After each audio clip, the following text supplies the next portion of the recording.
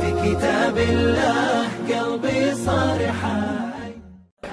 Ada di suatu daerah, oh kok panjang sih kau ini. Ada di suatu daerah, apabila ada orang mati, maka di saat mau masuk liang lahat, kalau mayat itu laki-laki diazankan, kalau mayat itu perempuan diiqamahkan. Apakah itu ada hadisnya? Hadisnya tidak ada. Lalu kalau tidak ada hadisnya, apakah tidak boleh dilakukan? Dasar pengambilan hukum ada 10. Quran, hadis, ijma, qiyas, syar'u qaulana, saddu zara'i, qaulu sahabi, istihsan, istishab, 10 dasar pengambilan hukum. Apakah ada dalam Quran? Hai orang-orang beriman, kalau ada orang mati, azankanlah. Tak ada. Apakah ada dalam hadis? Hai orang beriman, siapa yang mati, azankanlah. Tak ada. Apakah ada dalam ijma? Tak ada. Dalam qiyas ada.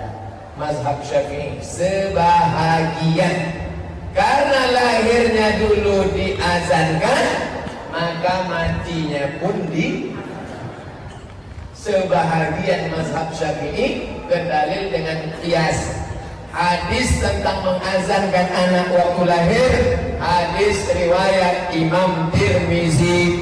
Status hadisnya hadisun hasan, hadis paling tinggi sahih, di bawah sahih hasan, di bawah hasan dhaif, di bawah dhaif maudhu'. Hadis tentang mengazankan anak itu hasan, tapi waktu lahir datang ulama ini dikiaskannya, kalau lahirnya diazankan, maka meninggalnya pun diazankan. Saya tidak melarang waktu ada orang meninggal, Ustaz Somad kami azankan, silakan, karena ada ulama. Tapi mewajibkan tak betul. Wajib, kalau tak diazankan itu tak betul. Jadi yang mau mengazankan silakan, yang tak mau dia tak apa-apa. Jangan mewajibkan yang tak wajib.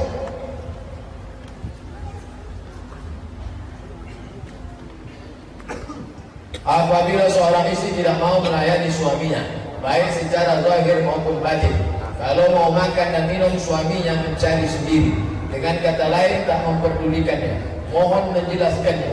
Itu suami bohongan.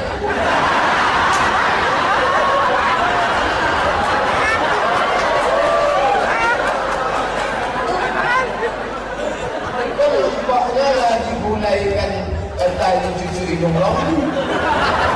Tadi cucu hidung lampu, digulai pakai santan. Nah itu dikasih makan. Aku lagi itu pun betul-betul hidung. Abang, pel, gendong anak, mandikan. Adik mau arisan, dadah.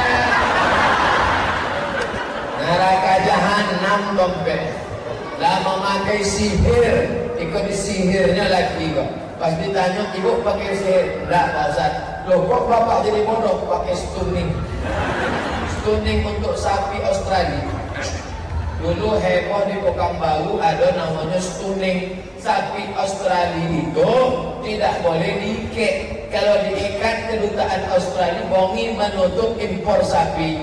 Maka sapi Australia nanti segodang banteng, boyetnya 1 ton, harganya 1 miliar. Itu ditembak pakai pistol, tapi pelurunya tidak kolong. Ditembak hanya sekedar menembak otak kecil.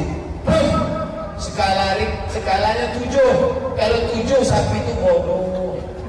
Kalau sampai 8 mati. Tulang ditembak kan ibu ke kepala otak.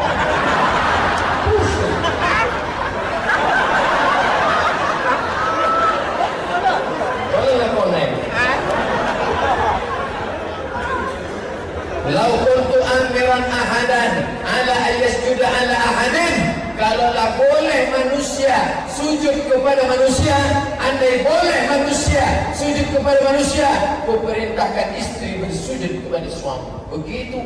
Suami yang bagaimana?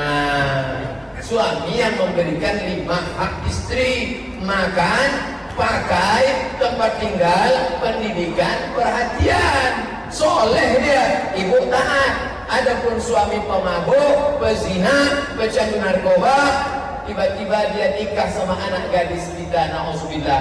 Apa kata dia? Adinda, semua surat tanah mau mari-kemari, semua duit-duit gelang emas mau sini, karena surgamu di bawah tapak kakiku. Pret. Ini tak betul. Jadi antara laki-laki dan perempuan mesti dikasih tahu. Masjid-masjid di Pekanbaru mesti membuat namanya kursus pranikah. Kursus pranikah untuk sebelum nikah. Buat 12 SKS, 6 mata kuliah. Supaya tahu hak kewajiban. Jangan ustaz diundang waktu acara nasihat pernikahan.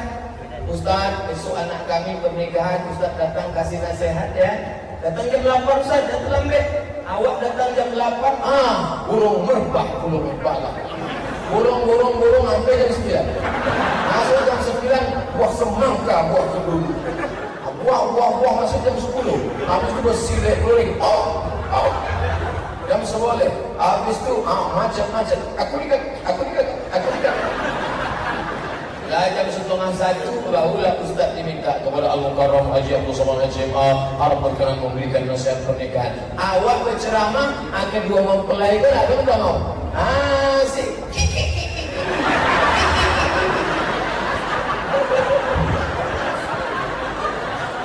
Jadi kalau awak sayang pada anak-anak muda awak, minta ke Dr. Mustafa Umar, minta ke Dr. Mawardi Muhammad Saleh, minta ke Dr. Saidul Amin, 3 orang iko buatkan kami kursus pranikah. Dululah ada dibuat Dr. Mustafa Umar di Masjid Al-Falah, kursus pranikah dibuka gratis. Kursus pranikah yang mendaftar orang yang lah nikah sodom. Akhirnya awak pun khawatir orang besoklah kursus diulang hanya sekali lagi.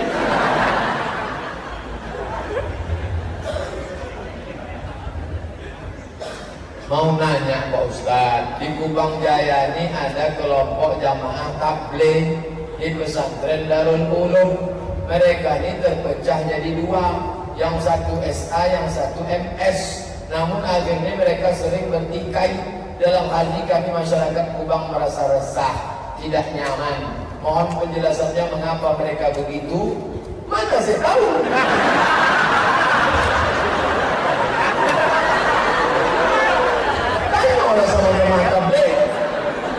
Yang ambo tahu, tetangga dokek rumah ambo dulu tukang meja biliar. Inyo punya meja biliar, rambutnya panjang, pemabuk, pezina, pemakai narkoba. Nggak ada seorang ustaz pun yang berani ceramah di situ. Balik ambo dari Kairo, sembahyang ambo ke masjid, ambo dongau imam bacaan Bismillahirrahmanirrahim. Lembut dan buat selesai salam lo tengok terkaji aku, rupanya yang punya meja biliar. Ambo tanya, di mana ceritanya abang tobat?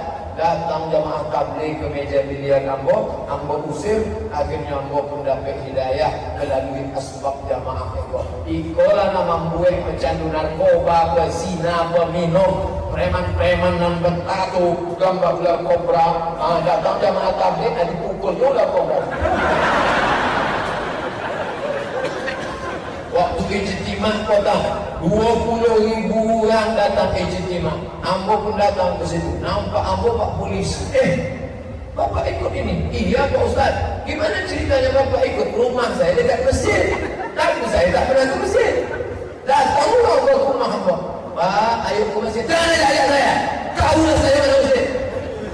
Esok datang ke. Assalamualaikum Pak. Kapan kita ke masjid? Kamu kalau datang saya tembak boleh. Esok datangnya deh. Lama-lama aja lah orang pusing. Orang ikolah membawa hidayah. Sesudah orang preman-preman tadi tobat, barulah datang Abdul Somad. Assalamualaikum warahmatullahi. Disangka orang ramai ikut Abdul Somad. Padahal jamaah ikolah macam-macam orang majid jamaah. Ada menyambitnya jamaah kompor, Ada menyebutnya jamaah KUPJ, kelompok Ustaz Panjang Gangguin. Jamaah-jamaah pun disebutkan. Tapi nan setahu aku sampai kini nan elok-eloknya. Kalaupun ada nak elok, khudh masafadah makadar, ambil yang jernih, buang yang keruh. Kalau sekali awak beli jamrolek palsu, jangan disobi sodo jamrolek palsu. Mungkin dek nasib awak kurang elok. Awak doakan mudah-mudahan jamaah-jamaah, mau jamaah tabligh, mau jamaah salafi, mau jamaah dolafi, mau jamaah FPI, mau jamaah sodo, jamaah yang bersyahadat asyhadu an la ilaha illallah, asyhadu anna muhammadar rasulullah, tidak menyalah-nyalahkan orang, masih Ahlussunnah wal Jamaah. Mudah-mudahan hati awak dipersatukan insyaallah. Amin. Saudara saya pakai uang riba. Apakah kalau kita bertamu ke rumahnya dihidangkan makanan minuman, kalau kita makan apakah kita kena dosa riba? Iyalah. Umar bin Khattab punya anak paling warok menjaga diri dari subhat, namanya Abdullah bin Umar. Punya korek kurma sekolahnya makan, diberitahu deh orang itu subhatnya korek balik. Subhat masih samar-samar. Itu jole-jole riba. Jadi Ustaz kalau ceramah di bank konvensional dikasihnya kue, ambo bawa, tapi tidak mau makan. Ambo kasihkan ke lampu merah ke anak-anak susah. Itu memang hak mereka, karena itu milik orang fakir miskin. Kalau dikasihnya duit, ambo ambil. Ambo kumpul banyak-banyak dan dokek kuaso, ambo masukkan ke amplop 5.000, ambo bagikan ke fakir miskin, anak yatim. Tidak ada bertanya, kau duit riba apa? Sudah ambil je.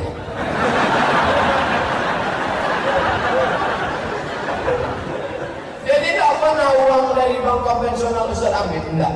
Dia apa? Tipis-tipis. Kalau dibaginya 500.000 Pak Ustaz, haram. 5 juta Pak Ustaz, istiqoroh. Tetap haram. Berapapun tetap haram. Jangan suruh diajak nyok makan, bro, ayo makan sama gua, haram. Saya yang bayar, oke.